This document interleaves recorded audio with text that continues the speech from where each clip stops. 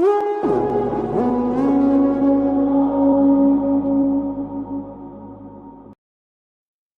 from the bottom, now we're here. Started from the bottom, now my whole team fucking here. Started from the bottom, now we're here. Started from the bottom, now my whole started from the bottom, now we're here. Started from the bottom, now my whole team fucking here. I done kept it real from the jump. I done kept it real from the jump. Started from the bottom, now we're here. Started from the bottom, now my whole team fucking here. Started from the bottom, now we're here. Started from the bottom, now my whole team fucking here. Started from the bottom, now we. I done kept it real from the. I done kept it real from the jump. Living at my mama house, we'd argue every month, nigga. I done kept it real from the jump. Living at my mama house, we'd argue every month, nigga. Started from the bottom, now we here. Started from the bottom, started from the bottom, now we here. Started from the bottom, now my whole team fucking here. I done kept it real from the jump. I done kept it real. I done kept it real from the jump. Yeah. This is for all you non-philosophizing black sheep, unwelcome, pushed to the side motherfuckers like me.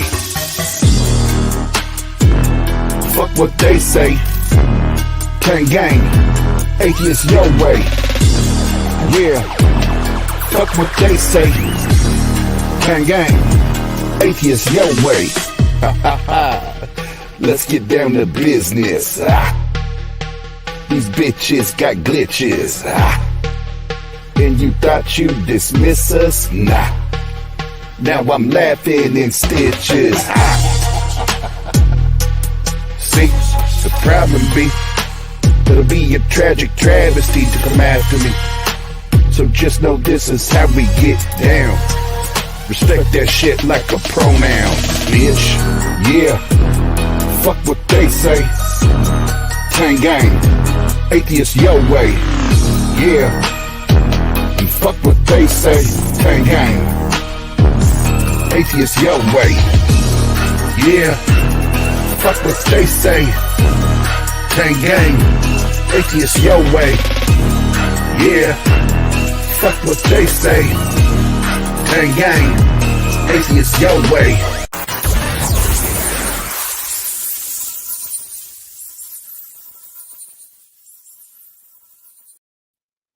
What up, what up, what up, what up, everybody? It's your boy Oz, and welcome to another edition of What's Your Story? And, well, I don't even necessarily, my guest tonight needs no introduction, but we'll get to that here in a second. But this one will be special, number one for Jena, first and foremost, for her and also for the community. We have a lot of amazing, awesome, and I see as inspiring and motivating things we're going to talk about tonight. So we'll get to that here uno momento. Before we do, and I just realized I'm under the wrong profile, so I can't throw the images up. So my bad. But on the 6th, so is that tomorrow already? Yep. The next installment of this is What's Your Story. It's becoming comfortable with the uncomfortable. We're going to talk about divorce, the impact of divorce, maybe some healthy ways to navigate that, and obviously therapy. Everybody get therapy. And I think that's, look at that. Even when she's the guest, she's in the background working. Isn't that amazing? Look at that. She's in the background just loading it up as I talk, because I don't know how to do my own damn job. Thanks, babe. So we're relaunching the Tang call-in show. Tang You Rang. With the hostess, with the mostest, Heathen Queen, and then co-host David McDonald, the greatest rapper alive. And then this gentleman on the far right there is you know him as Skeptic. So that's going to be awesome. Those three sassy characters. It's yeah, I don't need you to say anything else. And also coming up, I think yeah, this coming Saturday will be the premiere on the 10th, right? Saturday. The first installment of Can You Dig It, Sucker? I throw the sucker on there for if you're an old WCW fan, you know what I'm talking about. But Pat Lowinger and Dr. Yashua Bowen will be your hosts for that show. So if you haven't already, make sure you hit the subscribe button and hit the little bell button. That way you don't miss out on the actual talented people. But those are going to be awesome. And I've been working on lining up a couple more shows for What's Your Story, and then just actually within the last half hour, I talked to Jared. If you saw Jared's stream that we premiered this last week, he's the founder of Humanist Fellowship Assembly. I'm getting quicker at that. HFA. Well, why don't I just use the initials? I'm such a dumbass. But this. Oh, and if you didn't get to see it, he was just on Neil 604 Atheist show last week as well. So if you didn't get to see that, go peep game. It was a great interview. And this Sunday we're actually going to meet again in the conference room and do a live broadcast with Jared. And for those that are a part of their group, they're comfortable, talking, sharing, that kind of thing. We're going to meet in the conference room and just have a whole bunch of atheist shenanigans in the conference room. So those in-person like interviews and shows, I love them. But as Jenna would say, any hoot. Let's get the proceeding this evening. First, I'll say, everybody in the chat, thanks for being with us. And now it's got so far through there that there's no way I can go through all the names. But thank you for being here. Thanks for hanging out with us. And this is a yes, special, but this is a very important stream, show, conversation, whatever, for Jenna. And for those that know Jenna and spend time, talking with her, hanging out with her, and you call her friend, I think this is going to be special for you as well. Because we atheist our own ways, but for the most part, we also were there to love and to support each other, and celebrate the wins and help recover from the whether it's losses or pain or whatever.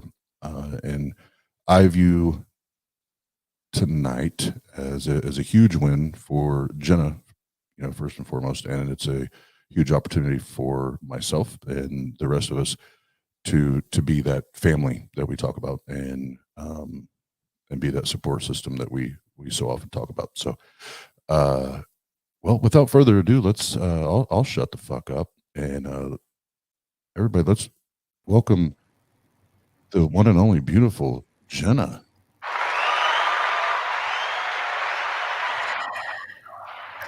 It's been a minute. It's been a minute, but now you're back in it. Yeah. I guess excuse me, I can't even find my voice today. Sorry. Hi. God, there's a lot of people. Hey, y'all. Yeah, I don't think too many people. I don't think too many people really care about this stream, Jenna. And they just started clicking buttons, and it was like, oh, this looks cool. We can end it here. No, I feel weird just because even though I know I did a live stream with Skeptic Haven last weekend, it's just like I haven't been sitting here in Tang or on stream for a minute. So if I feel or sound awkward, I apologize. I'm off my game a little bit. But thanks.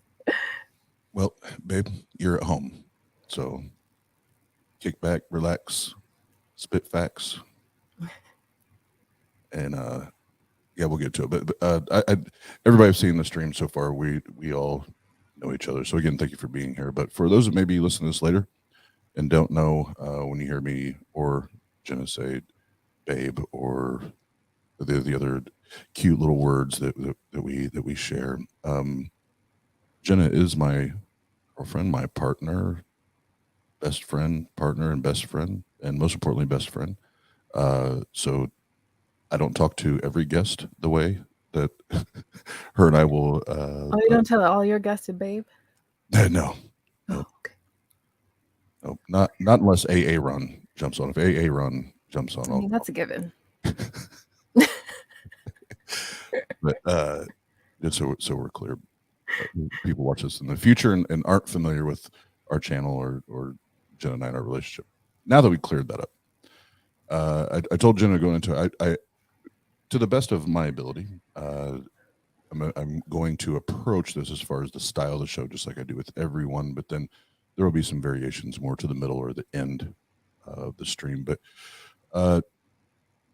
Jena, you already know the deal. Tell us about life for Lil Jena. What it look like for Lil Jena? Oh Lordy. Sorry,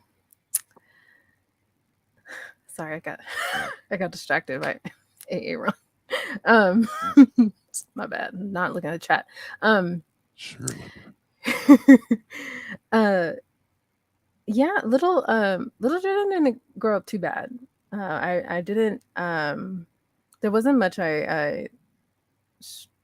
well, I won't say there wasn't much I struggled with. There was a lot I struggled with personally, but little Jena was, typical Brazen Baptist Christian family. Went to church for as young as I remember. Was anointed by oil at 3 years old and baptized twice. I think once when I was 5 and another time when I was 11. So obviously none of that shit worked. And I've, my earliest passion, I guess you could say, that I can remember, both involving church and not, was singing. I used to sing in the choir since I was maybe as young as 5 and as old as 18, like through and through, and periodically some of my 20s here and there. And I have an older sister. I have step siblings, but that's no real kind of relationship there. Sorry, I'm a little all over the place, I think. I guess, typical upper middle class family growing up, very sheltered, very much into church. As far as my involvement in choir, number one, I would say I pretty much did everything but be an usher. So an usher, yeah. And I think I didn't want to because I didn't like their skirts that they had to wear. So that was like my big no-no. But I enjoyed praise dancing. I did social media stuff, all that. Hold on, let's rewind, and then and please repeat the last couple. The ushers had to wear what? Well, obviously the female ushers had to wear skirts, like because there was a dress code. So the women wear this certain like ugly navy skirt and top, and depending on the choir that sang, you wore a certain color of a dress top, and men wore slacks or suit jacket or whatever. So yeah, there was a dress code. I didn't like the skirts. A dress. Anyway, you didn't have that? No. Oh shit. We also. Maybe it's the black church. Also, being a very evangelical, charismatic fundamentalist that we were, I don't remember ever having one single woman Ursher ever. Like I don't think we ever had one. Oh, they just weren't allowed. I got you. Yeah. But then you sorry I interrupted there, but you said the dance team and what else? Praise dancing, multimedia, basically throwing up shit on the jumbo screens so people can see words and shit. Something called actings, where you're just like you go around and do weird group stuff with your female group team or whatever, and competition Bible study and competition Bible flipping stuff, all that stuff, speeches, all that. So everything but an Ursher. And yes, they did wear white gloves, Cynthia. Oh, that's when you know you're really holy rolling. If you got the white gloves, you are holy rolling. I don't know what you're rolling in or on. holy rolling. Yeah. Well, Jena, would you mind taking a moment or two and showing us one of the praise dances? No. Okay, damn it.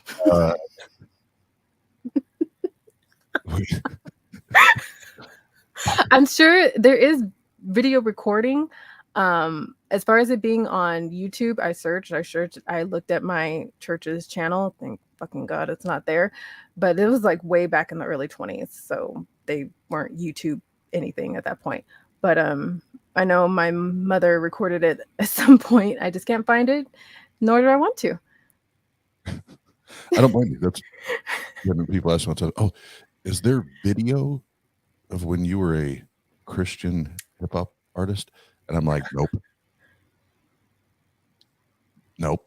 And even if I did know where it was, I wouldn't tell you. Exactly. I'm kidding, actually, because I'm purely entertained at now. Well, just a little bit ago, I posted on Twitter and Facebook what's just a still image. But it's I think if I remember, I was telling Jenna, if I remember right, it was the last studio, like actual studio recording that we did before our group kind of dissolved. It would have been our third album. And it's fucking hilarious now to listen to. That was a hit. I told Jenna, like, it's so stupid when I hear it now. Like, it's so fucking corny and stupid. But full disclosure, I honestly, I don't mind you going back to calling yourself Wretch. I don't mind. It's pretty catchy. Yeah, that was my hip hop name back in the day. I'll stick with Oz. Yeah, going back, it's both hilarious, as you would probably agree. Like if you did stumble upon a video watching yourself praise dance, hilarious and so cringe at the same time. Yeah. Now, when you say praise dance, Jenna, is that like, would it be fair for myself or anyone to say that it would be like interpretive dancing? I mean, in a sense, yes, because you're when you had a choreographer and everything, you pretty much would, and me and my sister actually developed a dance to a particular song ourselves for one particular event. So it's kind of like you strive to make the moves that you do, of course, modest and not too much, and be mindful of what you're wearing, obviously. But you try to make the moves go with the words. So it is that kind of interpretive dance type feel while looking graceful and elegant and all that. So what you're saying is that you, like, we said you and your sister on the team, and whoever else was on the team, would like twerking, or what I call like the Beyonce bounce. With like, is that allowed? I mean, we tried, but no. It's not allowed. Huh. That sucks. I know. Maybe if it was in an African church, it probably counted. Well, I bet you that if we contacted Esther, Afro-humanist, I bet you she could find us some footage of twerking and Beyonce bouncing in I believe church. it. Mm-hmm. Esther, we watch this. Yeah. So, Ay, ay, ay. anywho, so when you and again, I have to make sure that I'm being a good host and interviewer here, because obviously a lot of this I would know, and maybe a lot of people don't know. So I want to make sure we try to dig into it and talk. Like, this is the first time I'm hearing your story. So, do you remember the first time that you like prayed for Jesus, like to come into your heart, or that you'd be saved? Like, do you remember the first time you did that, or did you ever? I feel like there have been numerous times that I have. I can't recall exactly what that moment was, the initial one. I know it was probably something when I was really young. More than likely after a time where I got really in trouble for something. Yes, ma'am. More than likely it was after something, like I said, when I got in trouble for something. But I can't pinpoint exactly what it was or what I had said or prayed for. But I know there have been numerous times throughout my life, even during my deconstruction, where I prayed really hard and hoped and believed something would change or something would happen, or maybe I finally feel God's word or spirit, but never did. And see, I find that interesting in comparison to my experience, because I remember all the times that I prayed or rededicated, recommitted Mm-hmm. my life, and I always find it very interesting, whether it's you or others that obviously that I talk to, is like, nah, I don't, there's nothing. Like, we're a whole lot of tear jerkers, or experience where, but I Maybe I think wasn't so sincere or true Christian. Ooh. that's a fallacy. Um,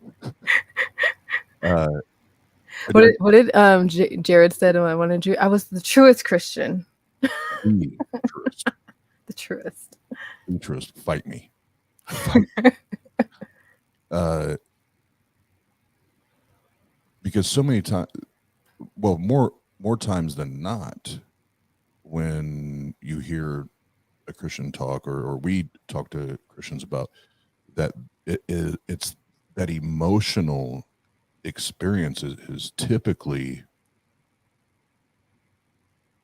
is what grips them, right? Mm-hmm. Because they feel it. It's a feeling, and and all that. So you not having that, like I did, like I remember how emotional mine was, and I did, and that's why, not to go back to it, but why I picked a stage name or whatever, Wretch, is because I so connected to the song Amazing Grace that I'm just wretched, and I'm disgusting, and I'm horrible, and I am a sinner in need of a savior. And that's what drove me. It was even in my lyrics. So for you, and there are many others that still held to that belief, but didn't have all the emotional baggage, so to speak, that was drilled into my head. What do you think, looking back at it now? What do you think kept you holding on to it if it wasn't the emotional experience? Well, I will say, because you asked me what was my first initial experience. So I certainly don't remember my first, but it's not to say I haven't had prayers or, just really deeply, passionately trying to hear and speak to God, or those emotional moments where I did pray to God. Like, I've had several that I can recall, certainly. But besides that, I think what made me hang on to it was my family. It was huge because, along with being sheltered, I already felt how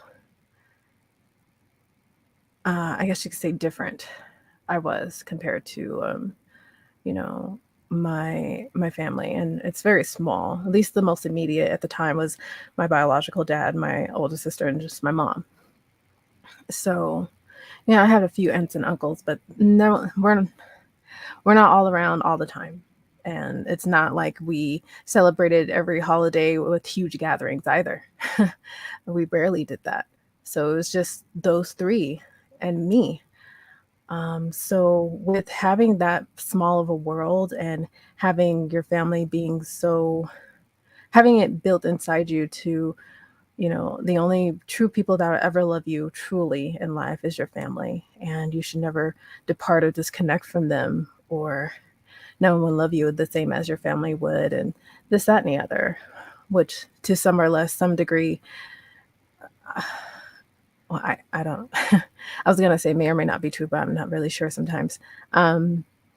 It was hard to, um, you know, drive that wedge or be non-complacent or compliant with, even though I felt that I was a believer, but, I silently questioned, but, I stuck with it because it was right. I didn't want to be disobedient, because, the Bible says you should obey your parents and all that. And I didn't want to not be the child that my parents thought that I should be through their eyes. And I didn't want for them to be disappointed in me or hurt or upset, nor did I want to be hurt or upset or feel that disappointment. I don't take confrontation easily, as you know. I dislike feeling like I disappoint others. So that being so strong in me just made me continue with believing, and maybe even during my deconstruction made my process over those several years so much difficult and maybe so much longer than it should have been. But ultimately I just couldn't anymore believe, that is. And we'll come back to that in a second. Towards the end there, what you're talking about, I don't remember if it was last time I was talking to my therapist or if it was like a psychology thing I was watching on YouTube, but whoever it was that I heard it from was talking about the, like, one of the like main sources of worry or anxiety in most people, unless you're like a sociopath or you're just bananas as humans, is the fear or the anxiety or the not wanting to hurt or disappoint or let down those that are close to us and that we love and care about. And the flip side of that is trying to find a balance between what am I doing to, yes, be the best, whether, for you, sister, daughter, niece, aunt, whatever that may be. How much energy are you putting into that? How much focus are you putting into that? And for me, as partner, boyfriend, and also a father, and all the other things, how much energy am I putting? How much focus am I putting? And this applies to all of us. Or how much of that energy are we applying to first making sure that we're in a good spot, and we're now I'm putting this in my words here, my vocabulary, but how much of that energy are we applying to finding our happy and living there and making that kind of our living space in our head, is that happy, and what are we doing to get there, versus always putting more energy into other people's happy than we are our own. And I know you and I talk about this a lot, but this is something that I think there's a lot of people that they have all the right intentions and wanting to please and help and make people happy, and oftentimes neglect their own mental health, their own happiness, their own joy and fulfillment in life, because of that innate, desire. And you are currently walking that out, and you are currently experiencing that. And we'll get more into that later, but maybe if you could describe like that internal battle, like what is more important? Is it making them happy, or is it making me happy? Is it not trying to let them down, or just me living my most authentic and my best life? What does that, what's that battle look like or feel like for you?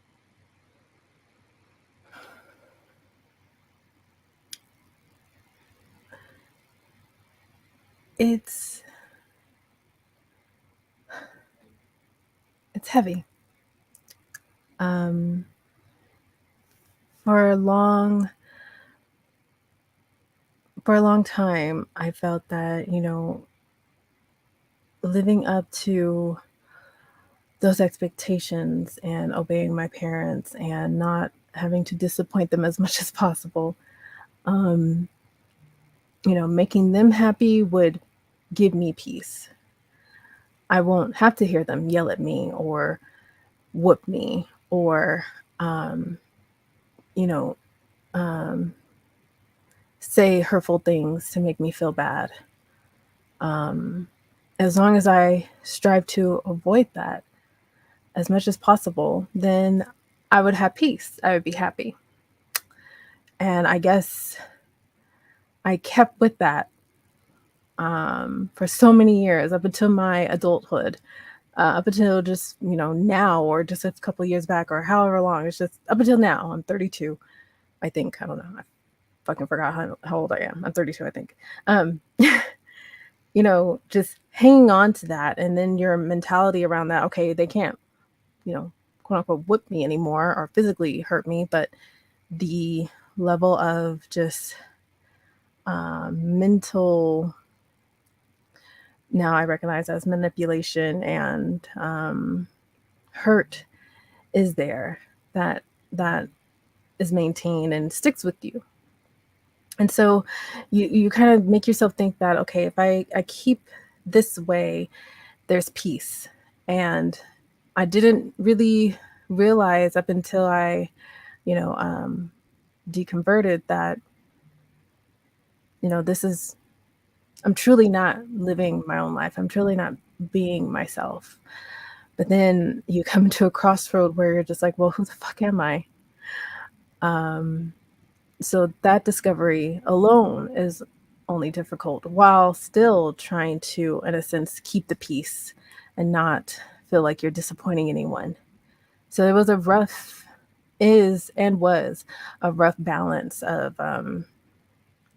finding myself, what makes me happy, and also still keeping the peace and making others happy around me, mainly my family. That's hard.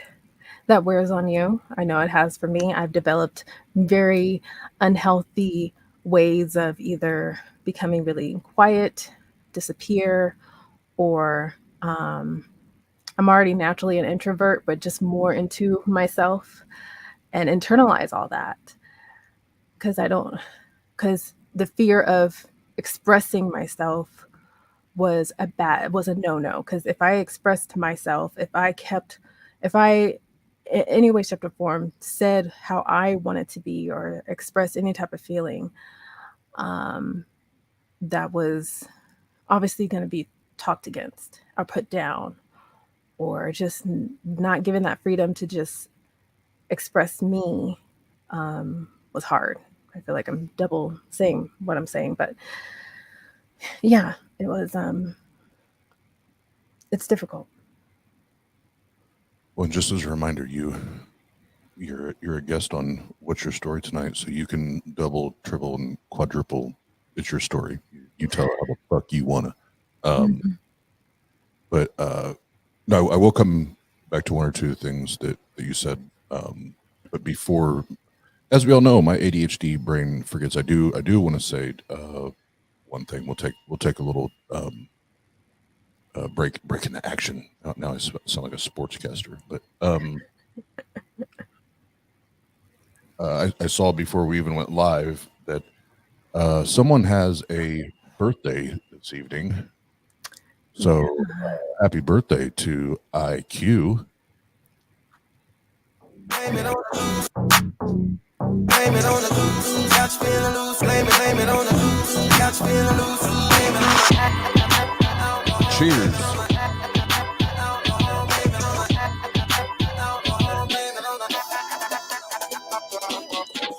I think he said he turned 29 tonight, so happy 29th birthday. I don't know. I just made that shit up. But happy birthday nonetheless. Appreciate you being here and everything you do for Tang and for the community. And IQ was a huge help at Better here in June. So we appreciate you, IQ, and thank you. Love you and respect the hell out of you, man. Glad to hear and see you, man. Absolutely. And let's see if we can back up. And I'm gonna say this before I say this is not specifically aimed at Jena or her situation or family dynamics. This I'm going to speak generally or broadly. So I want to make sure I'm clear before I do it. But Cynthia said, keep the peace is often a way to not live one's authentic self. And God damn it, if that's not truth. There's more truth in that one statement than there probably is in the entire Bible. Facts. And Jen and I were just talking about this after the stream I did a day or two ago in the afternoon, the prayer, placebo, and power of suggestion in the Discord afterwards. And not all, but a lot of times when I talk to former, especially Christian, American Christians, now atheists, there's kind of there's all these different ways that we get there. But I feel like one of the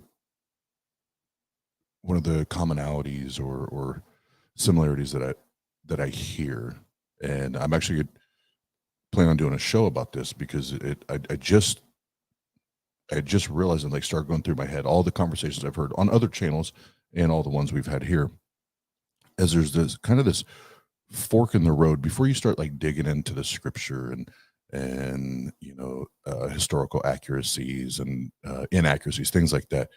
There's this moment, even if it's just for a day or two, and then it starts to transition, or if it's for 2 or 3 months, there's all of a sudden this light bulb goes off in whatever part of your brain where it's hold on a second. I don't want to be you. I don't want to be you. I don't know if I want, I don't know. I definitely don't want to be you, but I don't even know if I want to be this. What's wrong with me being me? Why am I not allowed to just be the most authentic, transparent, and vulnerable person that I know how to be? That way I can see and feel and smell and experience life as it was intended for me, whatever that is or does look like. And what you said there, Cynthia, the keep the peace part, that's where, and I think most of you guys here know, and if you don't, Jen and I, as much as we have all these things in common, and we have a ton in common, our personality profiles are very, very different. And I'm like, fuck the peace. Anarchy, bitches. Anarchy. Do you get it? Where Jenna, even before we started the stream, Jenna has a very rare ability to stay, for me anyway. it is a completely rare and unique to me, because I don't even know how she does it, to be honest. But has this rare and unique ability to no matter what, strive to keep peace and show people love even if they don't deserve it, even if they're not earning it. The reason I bring all that up is there does become a line on both sides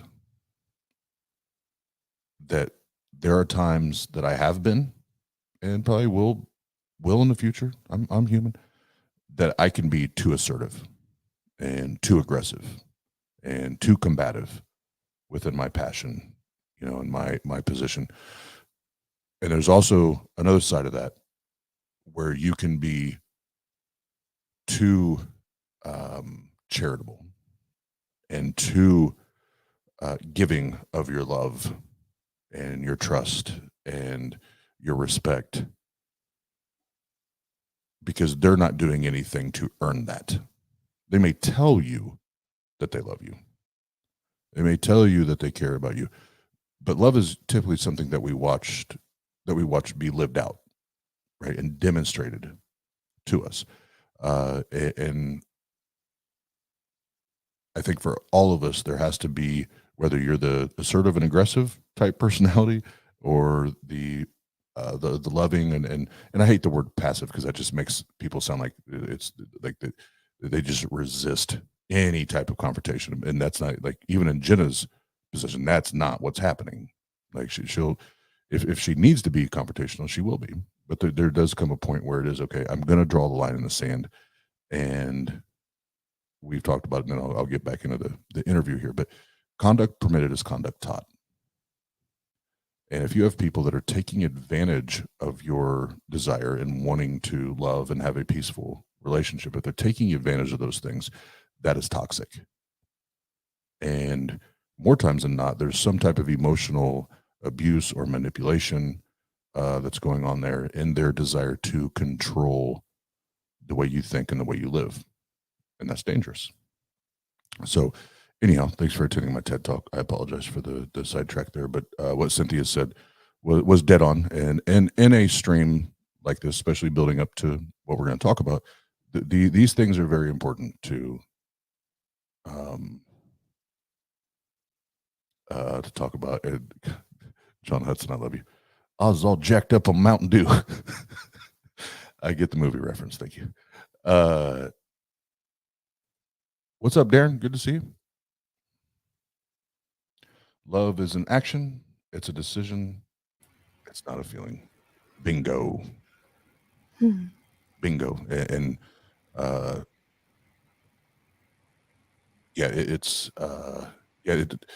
loving someone and like holding a God belief, those are two very different things, because I and since we're on screen together, we're talking about this, I choose every morning or afternoon for me, morning, afternoon that I wake up, I make a very conscious decision that I love and I'm in love with this woman.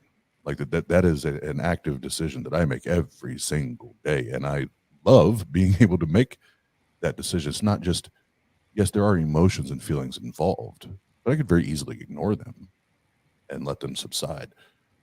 But I address it, and I do my best to live it out in front of her and demonstrate to her that love, and it not just be bumping gums. But it's true. I love you. So getting back to what we ended before, I completely derailed that.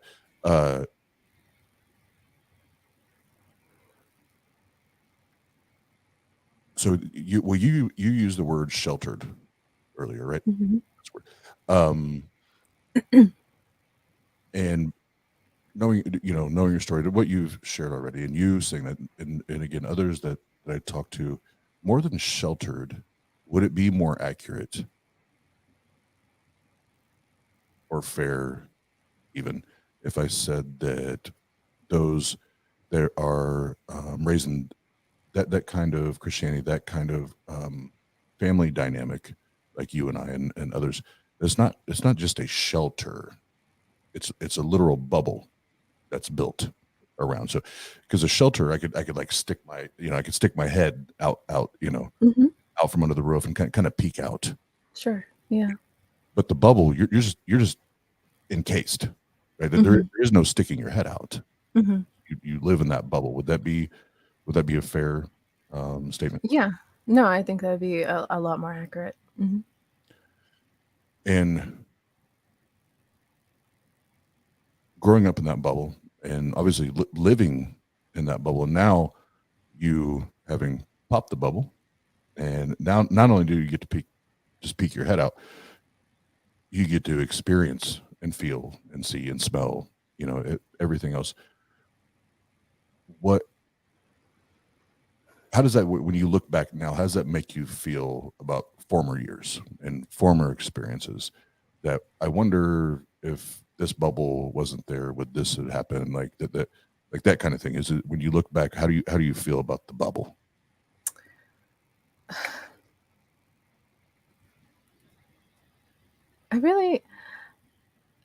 It's so funny. I never really truly thought about it. Apart from just based on me and my sister growing up the same, like, everything we got was the same up to a certain point. Everything that we were taught, schools, even wherever school she went to, I followed all that. Up until the current school I'm in now, which is an online program, I've gone to every school that my sister has gone through. She's 3 years older than me. So where she went, I went. Even up to the point where we dressed the same up until maybe I was like 14. And dressed the same as far as like church. And there was a certain sense where we did during school, but that stopped a long time before that. But anyway, I based that bubble off of how come my experience or my way was this way and how come hers was different. It just seemed so interesting to me, where I, for years when I was younger, fought to be more like her because that's what appealed, especially to my mother's case, the best way to be. That was the best way for me to not get in trouble, or the best way to be more like the young girl woman that my mom strived to raise me as. I always just looked at that bubble that way because we were in that same bubble. How come I didn't turn out this way? And that really bothered me for a long, long time. Besides that, if I had to really think about it now as I'm talking about it, I guess, with certain events that pretty much was the catalyst of me thrusting me forward to my deconstruction process with my biological dad dying suddenly. What if that event did not occur? What if my biological dad was still alive? Would my decisions, would me being an atheist, would any of this be present? Would it be different, or would it be the same? I don't know. How could I ever know, to be quite honest? But besides that, I don't know. Maybe now that I think about this more, I probably would not have been as brave, and I will credit myself as being brave, as I was. Thank you. A few weeks ago, if he were alive. I feel like I wouldn't be. And there was your appetizer. Everybody, we'll get to that. What happened about 3 weeks ago here shortly. And this is one of the things that, well, again, there's a lot, but the two things she brought up there, where her and I are, it is so similar. Sometimes it's disgusting. I've said, if there's such thing as a former life, I'm pretty sure her mom and my mom were related somehow. That would just make our relationship weird. So obviously I'm being facetious when I say that. But the similarities are scary. As far as how they conducted themselves, or they still do, for Jena's mom. Even like the way they do their hair, the jewelry they wear, like the phrasing. So I'm like, holy shit! Like this it looks and sounds like my fucking mom. So I can relate to it, and I remember that bubble, and then to the sister thing. Now the only thing that's different is Jenna's younger than her sister, and I'm the oldest. I have one sibling. I'm the oldest, so that's, you just flip those things around. But that's another area where we do connect, and we do share. We can talk through those things together, because even as the oldest, up until I walked away from religion, because at that point that shit didn't fucking matter anymore. But I spent my entire life wondering why I didn't end up like him, why I didn't end up being the, I've always said, my brother's always been the golden child of the family, and I have been the black sheep my entire life. Mhm. Even when I did believe, Mhm. I've been, the black sheep, and that sucks, man. And that's difficult, because you feel like, and I'll say this, and you tell me how you feel about this kind of analogy, or maybe you have one that's better. But I always felt like, okay, here's if we think like of a dartboard. It's like, here's a dartboard, here's the bullseye, and your brother, for you, your sister, that's the bullseye. That's what mom and dad, they're like that's the golden, child status or whatever. But every time you throw the dart, they move the board. Mm. And maybe sometimes I hit the very edge of the board, but more times than not, I just miss the whole fucking dartboard, right? Because it's like, well, I thought this is what you wanted. I thought this what, and you get lost in it. And how do I navigate that? So, would you say that's a fair analogy? If not, if you have one in mind, but is that how you felt? Yes. My analogy I thought of when I was younger, and this is purely because my dad was a football man, so I was naturally a football person too, because whatever my dad liked or did, I did too. Mine was the goalposts always moved back further each time. Like, I get better and better. I don't know why it was always a field goal for me. Whether it be a touchdown or field goal, I can never reach. I can never reach it. Like, maybe I did, and then it's like, okay, you got there. Now, another 10 yards. All right, I made another touchdown, or I made another field goal, or maybe I had to, try at it a few more times, like so many downs, and then, whatever. And then, okay, you reached it finally. All right, another 10 yards. It's like I said, whatever school I went to, wherever school my sister went to, I did. So I followed, not because, yes, mostly because my parents, or that's how they raised us, and, whatever. But, I thought, okay, if I did this same path, I will come out the same way naturally. But it was always different, or something always happened, or it just never turned out that way. And it's not to say that I ever blamed her. And I'm sure maybe you'd never even blamed your brother. It's like, you can't blame them.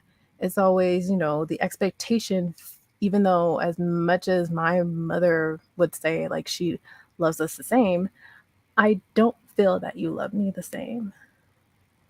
It does feel different.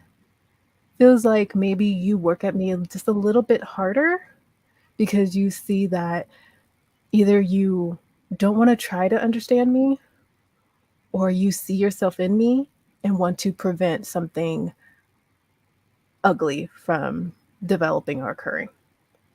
So the love does feel different. So I never blamed my sister. In fact, I strive to be closer to my sister to help to see if she understood me. And for a long while she did. I grant her that. Up until she didn't. So the love and the approaches, everything, it just became harder. And it always bothered me whenever there's these, like, reality shows that my mother would watch.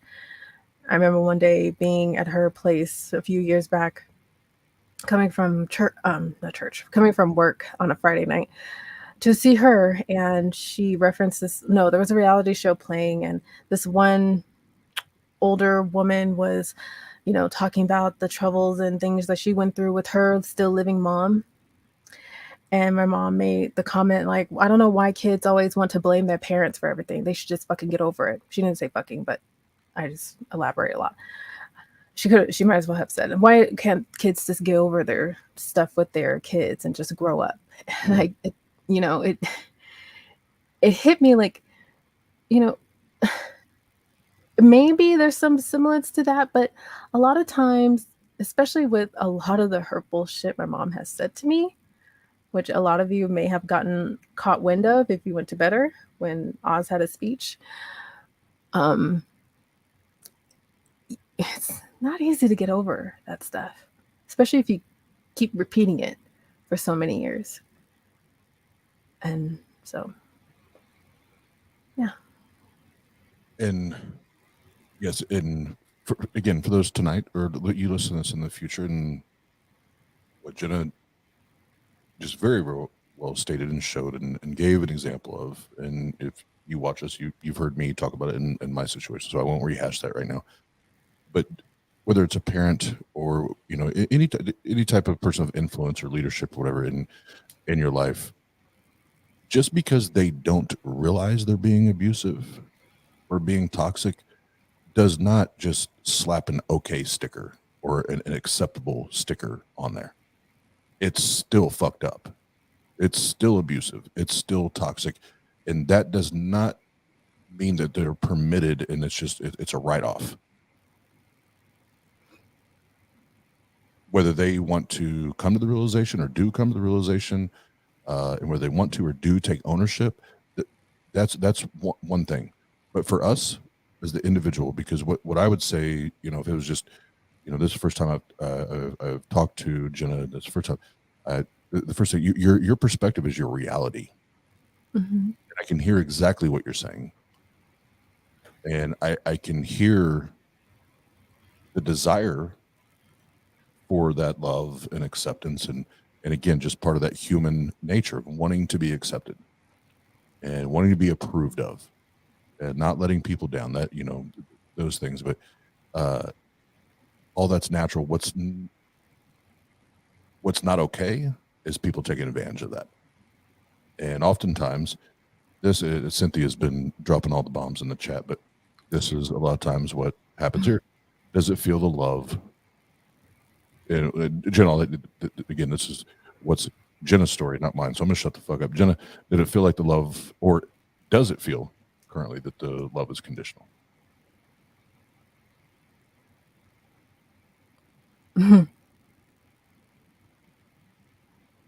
Yeah. Just like believing in Jesus' love or God's love. Only if you give your life to the Lord and believe Jesus Christ, your Lord and Savior. Yep. That's the condition. So, yes. At times, no. Yeah. It feels conditional. And I love you, and babe, you don't have to rationalize that anymore, ever. You don't have to rationalize it and justify it, because I know when we're in that spot, we all do that.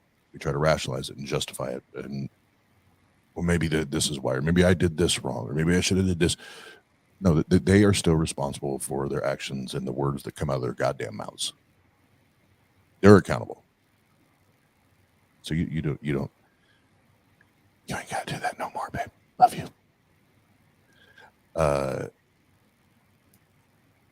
Well, before we get into what happened to 3 weeks ago now, I would be remiss to not ask, because we kind of built up to, and I think most of her that are here now, most of her about when and kind of what happened, what transpired with your father's passing. But as you talked about earlier, that was kind of one of the not kind of it is the or one of the triggers that caused you to start to think, okay, why, how, where, what all those things that start bouncing around in the brain, right? Mhm. And keep in mind, up to this point, Jena has, as she already said, lived in been sheltered, lived in this bubble. So these are brand new thoughts. These are brand new ideas. That's like what the biggest question: why do I believe this? Why do I hold on to this? So, after your father had passed, what did that look like, and what were the things that that ultimately made that, I call it the wall of faith? what made that wall start to tumble and fall apart?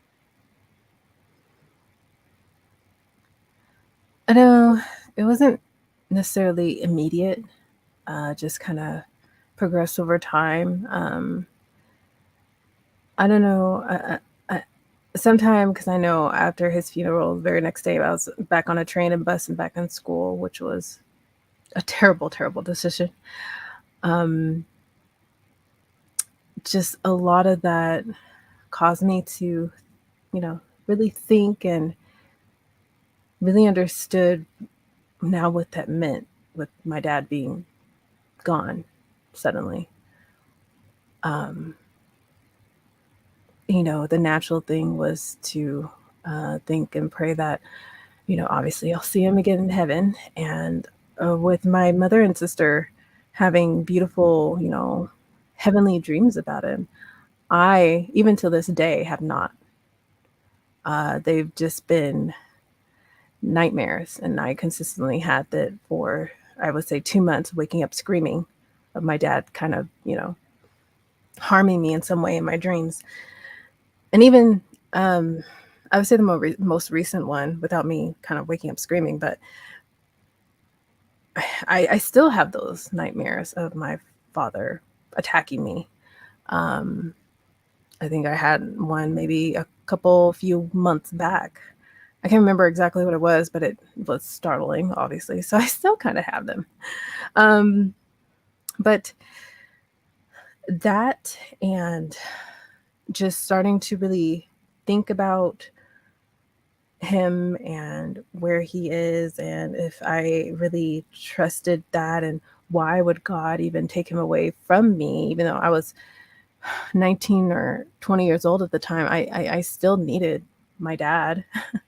So, all those why questions caused me to dive into, Googling stuff or understanding, my faith, first of all, and then understanding kind of what the Bible had said. And I can't recall when I started to actually read it. I read it at times where the pastor would say, turn to chapter blah, blah, blah, but never really read it on my own. Never really read the chapters we never talked about, like the stuff about slavery and all this other stuff. And once I read it through and through, then, documentaries and everything else followed into place, but still there was that struggle of family. There was already a loss, and I didn't know what it meant to not believe in a God. I thought it was healthy to just look at this stuff and say, okay, maybe the age of the universe and God was mixed together, and that's okay. But then once I start to think about other religions and their timelines and when they developed and all that, and things that were older than Christianity, I'm like, well, what? Well, fuck. Am I supposed to be a Jew? Am I supposed to be something else? That bothered me for a long time, obviously. But at the same time, I was trying to stick with what I grew up and knew, because I didn't want to be a loss to my family, in which they already had suffered a loss. I didn't want to hurt them. I was protecting them from me lacking faith. But at the same time, I was hurting myself a lot to not be allowing myself to explore more, even though I did slowly, or not being honest with myself, let alone with them or anyone else for that matter. So throughout 7 years of that journey, finally approached to me not believing, even though I strived really, really hard to try to believe or find reasons to. I just had no good reasons other than seeing my dad again. But even after realizing I did not believe and then realizing I'd never seen my dad, that hurt even worse. Like, fuck the belief. I just want to see my dad.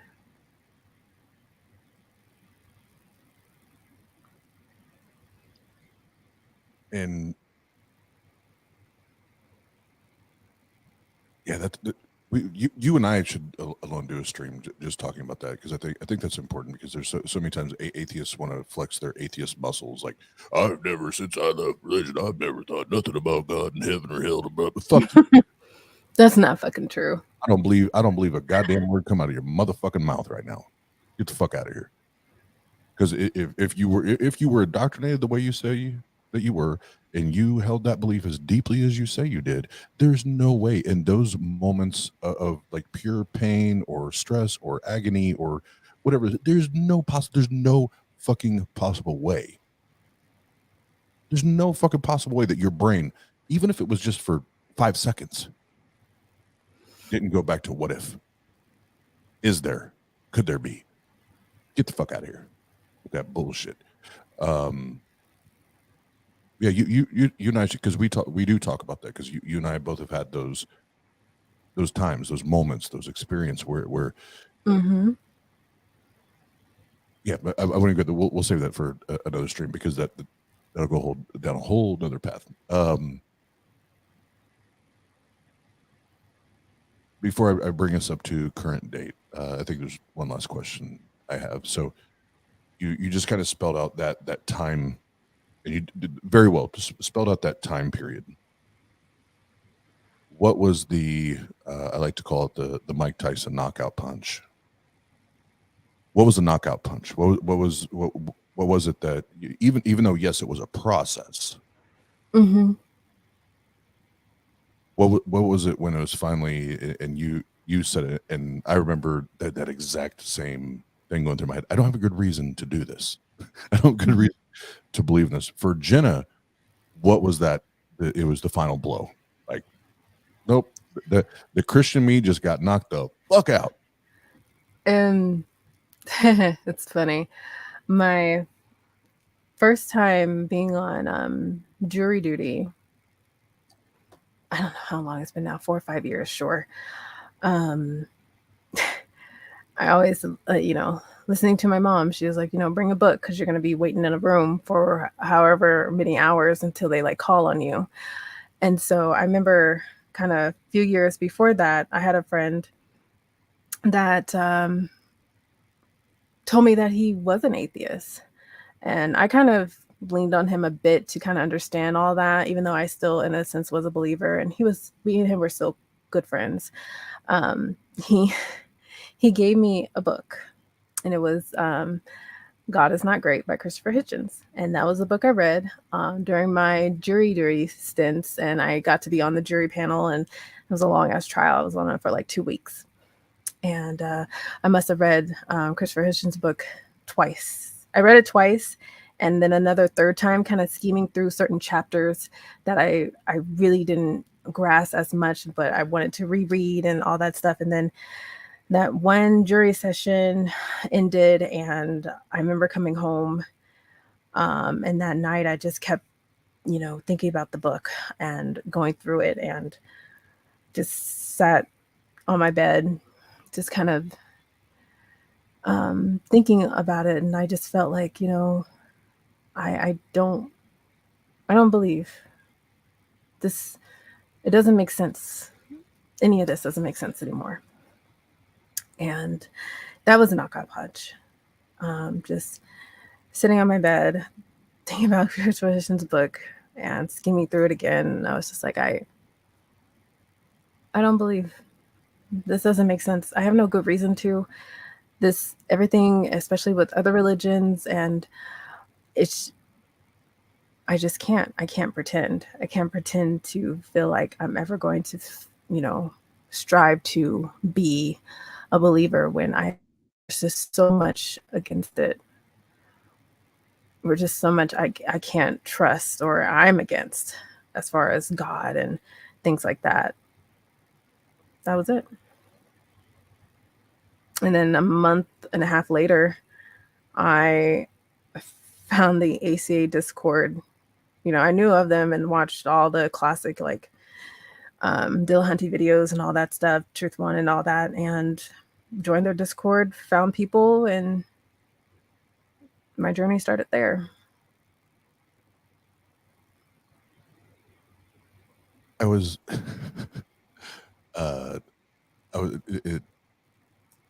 because it's ironic. It's just me being a smartass, more so than anything. But I love that because that was, I think that was the second book I read. My point of impact as far as books or material I read was Seth Andrews' Deconverted. That's the one that was like the quote unquote knockout punch, that we're talking about. But when I read God's Not Great, and when I saw that on there, how religion poisons everything, I was like, oh, I've got to read this shit. This guy has to be hateful.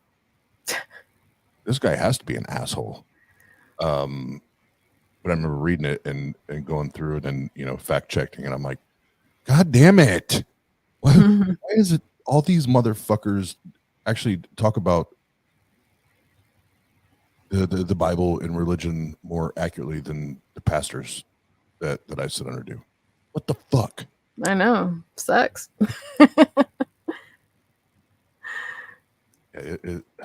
God, yeah. So now, kind of jokingly, I would say, if there is a God, and he's reigning supreme somewhere, his name is Christopher Hitchens, R.I.P. to the late great Hitch. Don't get Hitch slapped. Don't do it. Don't do it. Don't get Hitch slapped. Let's pause there really quick. I just want to say that because I saw several new names jump in the chat. So again, everybody, thanks for joining us this evening. And there's been some chatter about Adderall. I am Team Adderall, by the way. You guys would probably only see my face like once a month if it were not for Adderall. Just keeping it real, keeping it one. Them every night. And Jena, sometimes late in the morning. I was about to say, Jena knows my I say pattern or like she knows when I have had Adderall, like I get dumb, man. Like I can't connect words, I can't connect sentences. It's like blur, blur. I have to be mindful not to ask him too many things or nothing at all. Just wait until he gets going. Yeah, even before the stream, I was like, I was like, babe, if I seem scattered and disconnected, I am. I'm waiting for my Adderall to kick in. I already know. But yes, Team Adderall. But yeah, everybody in the chat, what's up? Thanks for hanging out with us. And now we're going to go up current day. And before we jump into it, obviously Jena knows, privately, I've already said these things and more. But before we go through this and we talk about this, which this is something I want to be clear, this is something that should be celebrated and deserves to be celebrated. Now, that does not mean that any of this is easy. It does not mean that any of this is simple, but it deserves to be celebrated. It deserves to be highlighted and have a spotlight put on it, especially if you've heard Jena speak in the past and her experience with her her family and all the dynamics there, which she's only shared a little bit about, to be honest. Only shared a fraction of it. But before we go there, and I let her do, not let her, I give her the floor and let her do her damn thing like a boss that she is. I want to say, babe, publicly in front of everybody, I'm so fucking proud of you. And I know what it's like to get lost in your brain, and for me to get lost in my brain, and the thoughts and the questions and the doubt and the anxiety, the nerves, all of that, and all of those are real, and you are validated in that part of the experience. But I promise you, when you, a year from now, 2 years from now, when you look in the mirror, you're going to see and feel and acknowledge a completely different person, as far as just the happiness and the joy and the freedom and everything that you now get to fully embrace. And you just get to say, I'm me, world. I'm fucking me. And when it's world, everyone, like, this is me, right?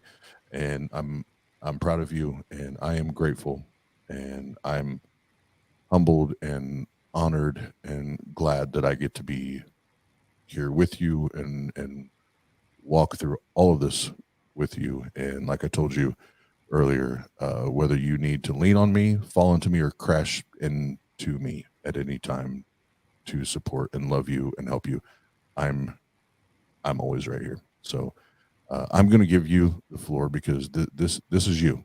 This is a you moment right now. And you need to do this.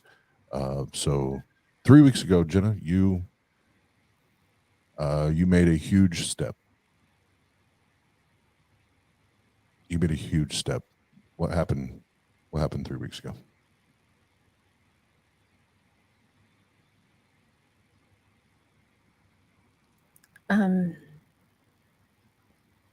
Well, it may have been a little longer than that.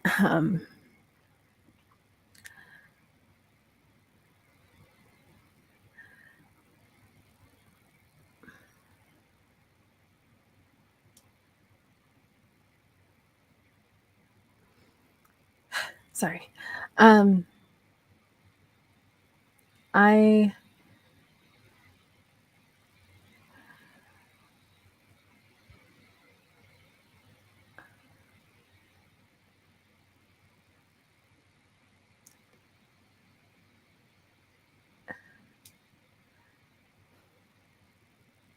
don't.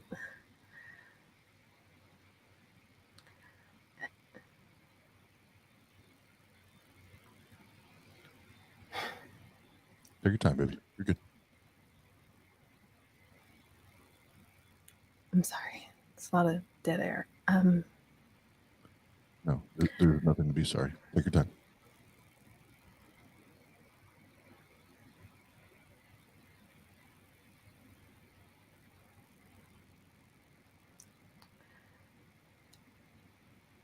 For me, in striving to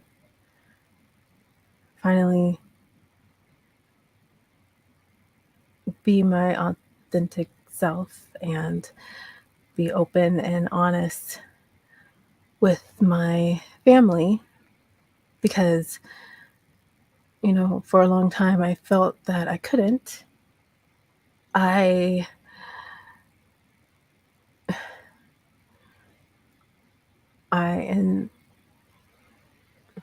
in the midst of something beautiful, I will say, I don't want to belittle the beautiful part of informing them about myself and Oz, and that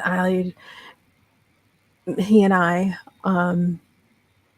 made the decision, as any normal couple that is in love would want to make, for me, that I'd be moving to Indiana at the beginning of next year. So again, that's the beautiful part. because it is true. I will be moving soon. In the midst of that, I informed them that I didn't believe anymore. I didn't necessarily say I was an atheist because I didn't think they understand what that meant. Because neither did I when I was a believer. But I simply told them that I don't believe in God. I didn't mean to actually tell them that, to be honest, because it already felt like too much. So I double hit them with two big things. But that me telling them that I was not a believer anymore was so big that it was very ugly and embarrassing and traumatizing. So yeah, I'm no longer a closet atheist, and they know the truth. And since, yeah. No, you take a moment, and I completely understand. So you take a moment, and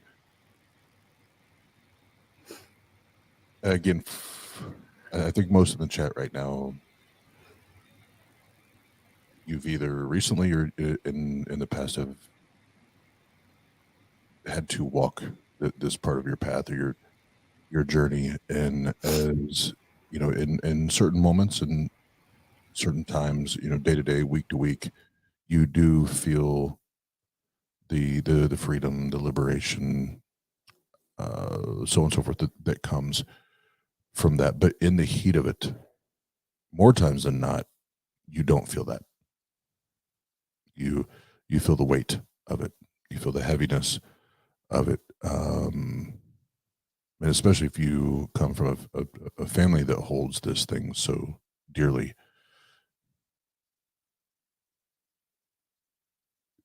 There's nothing another person can tell you. Now, I've told this to Jena privately.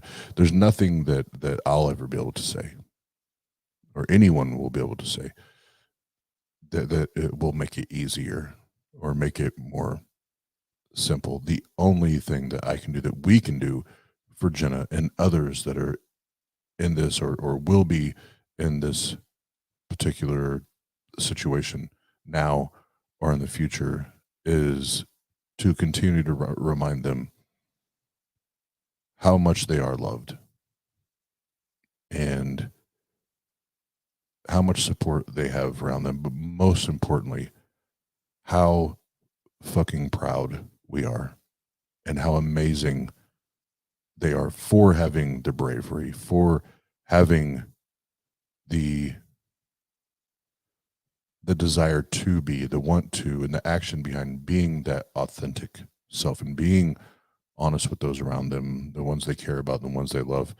And then they those people can do with it what they want.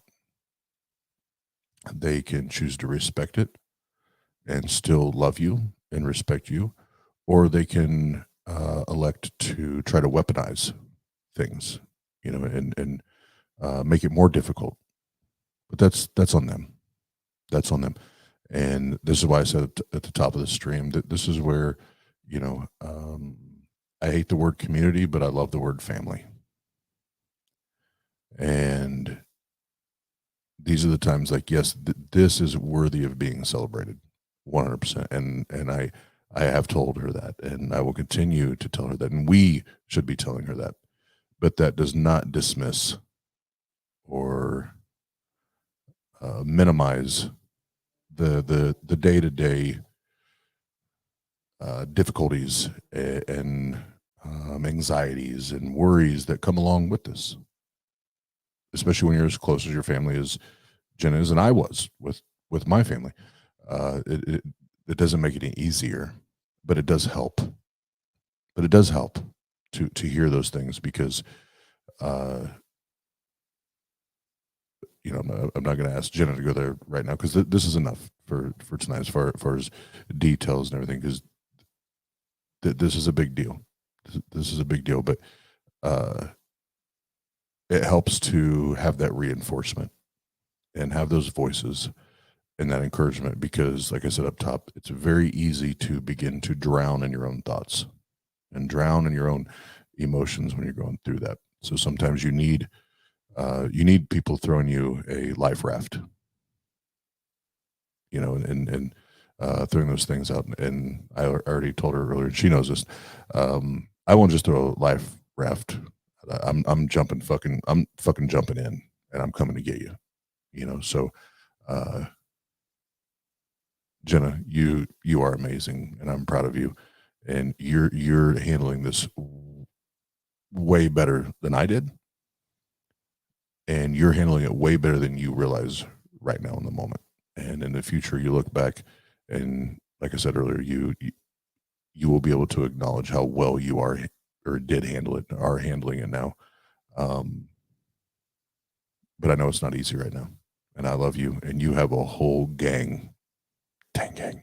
You have a whole gang of motherfuckers that love you and support you, and we are right here. You got this.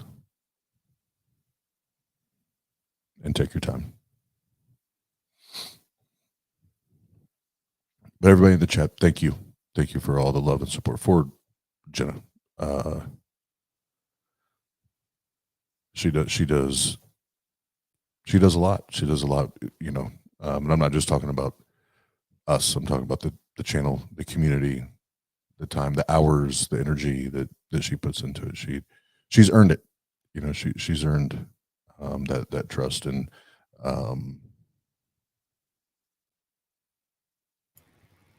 she's earned the right to be able to be called a trustworthy friend, and for me, best friend and partner. You're muted, baby. Oh, never mind. But no, it's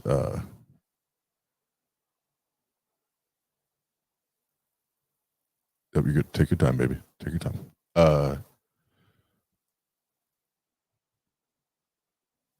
Now, while we wait, and yeah, it's man, I remember, like it's still like it was just. I remember when I first started talking about this and sharing it with my family, and how it, like I already felt like the black sheep, but that was like it was like a black sheep, but now somebody is like slapped a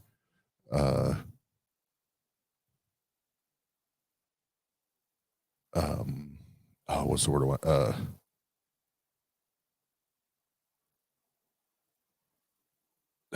There's a particular word I'm looking for. I can't dig it up in my brain right now. But essentially, you know, the black sheep, and then there's another like sticker or label slapped on it where it's not only the black sheep, but now you just don't matter, and you're not relevant anymore, and that shit hurts, man, and that shit sucks, you know. But I can say, and then I'll let Jena jump back in. I can say it does get better. Doesn't mean it always gets easier or more simple, but it does get better. But I love you, baby.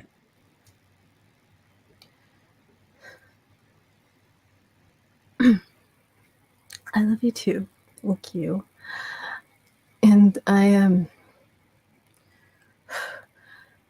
sorry. I appreciate it. All of you. I do.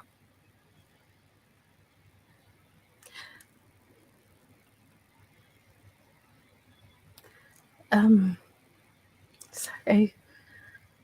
This is what rattles me, because it's got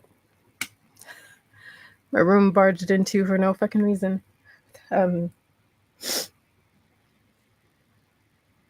If I didn't have privacy before, it's even more elevated now. So my anxiety is a little bit higher than it normally is.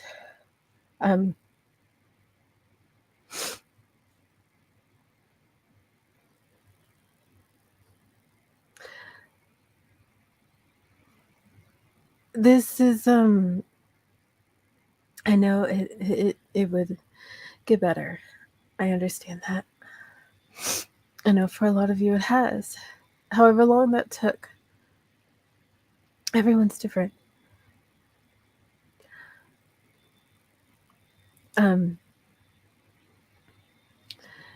This is very intense and difficult, and I'm very hard on myself when I feel like I'm not accomplishing or doing enough.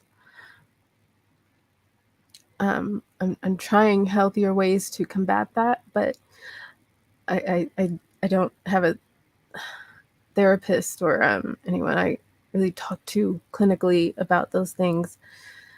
I'm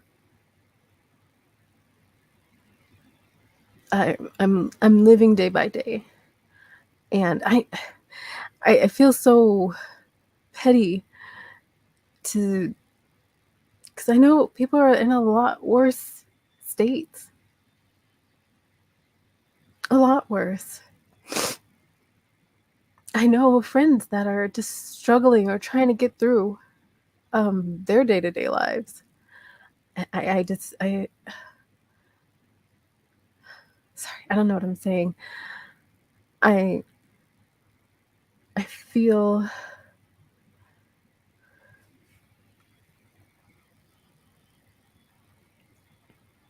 I don't feel good. In all honesty, I don't feel good about me. I feel like I'm just always watched or talked about. I feel very, vulnerable and not ready to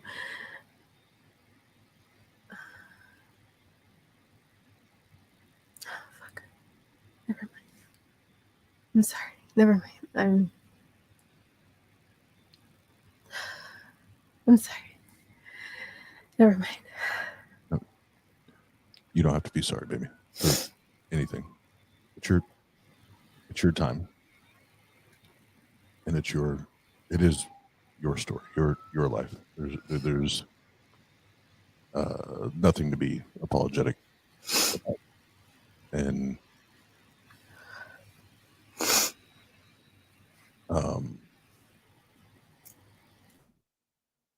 no, I'm gonna do I'm gonna do what I believe is the right thing to do right now, and there's, well, let's say not right, the healthy thing.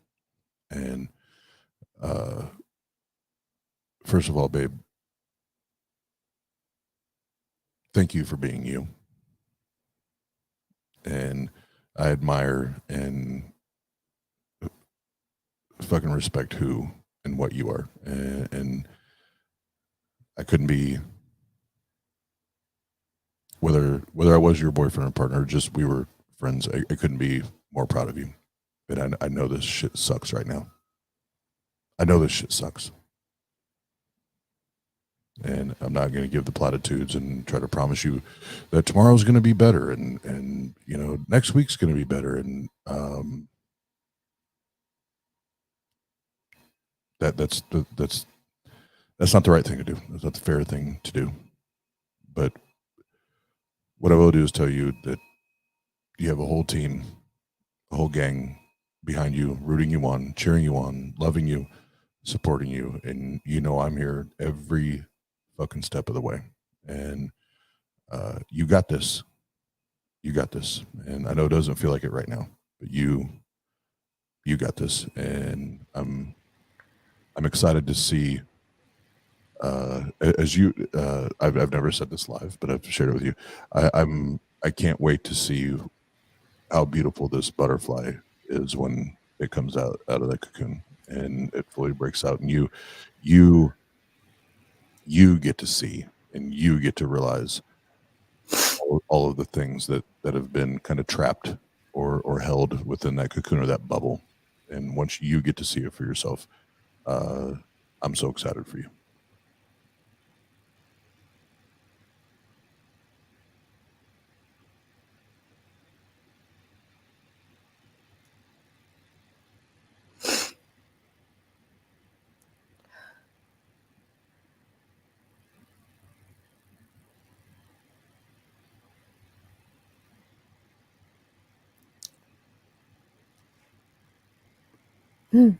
Thank you.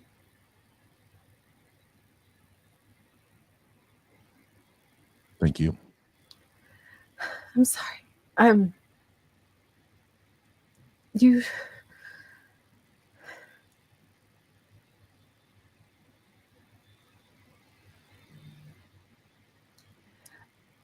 I'm sorry. I'm sorry. No, I don't want you to apologize. I don't want you to apologize. You deserve a lot more gratitude.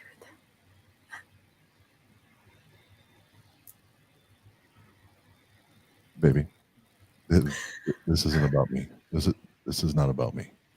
You.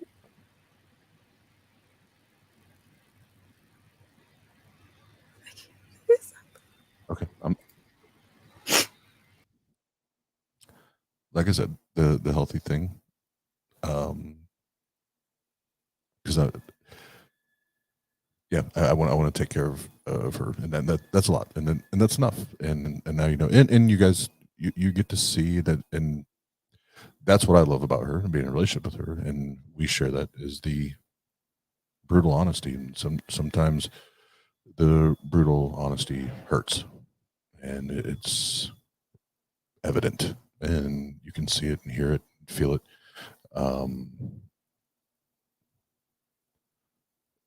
But yeah, that's what I said a minute ago. I'm gonna do what I think is the healthy thing and wrap it up.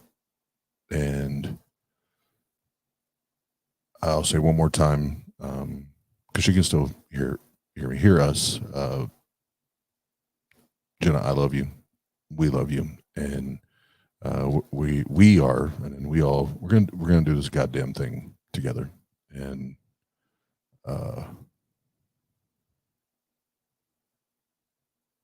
yeah, fuck what they say.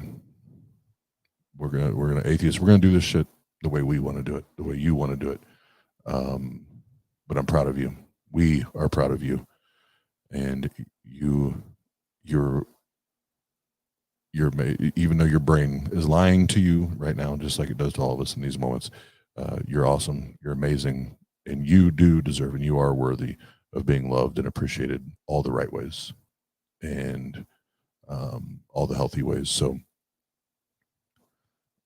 streams like this, I hate.